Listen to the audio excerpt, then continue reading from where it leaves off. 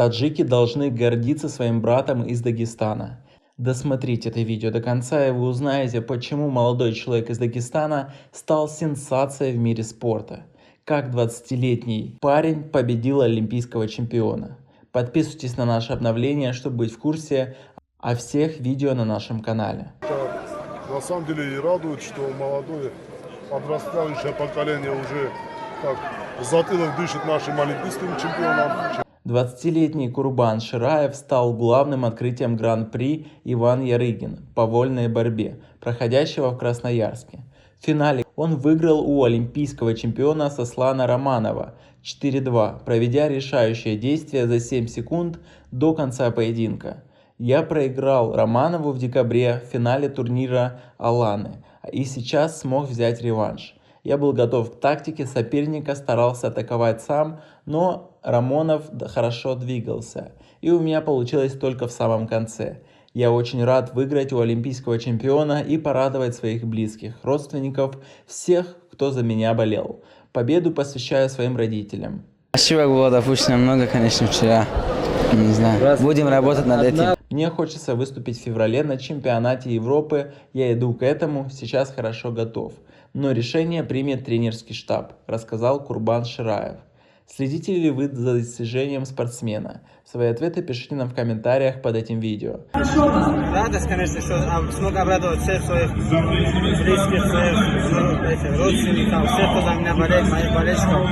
Спасибо им тоже, что поддерживают меня в любом случае. Также напишите свое мнение по поводу того, что впервые в истории борьбы 20-летний парень выиграл у олимпийского чемпиона. Что вы думаете на этот счет? А тем временем мы продолжаем.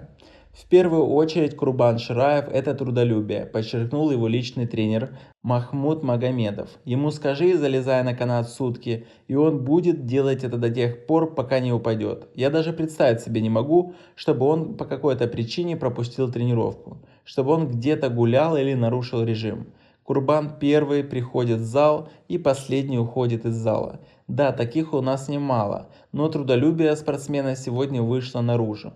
Да, каждый внес свой вклад в его победу. И тренера, и родители, и партнеры по команде. Но то, что он выдал на ковре, результат его самостоятельной работы.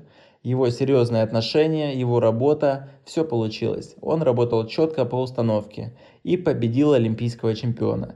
Дагестанцы и таджики давно прозвали друг друга братьями, потому особую радость каждому жителю Таджикистана приносят достижения братьев.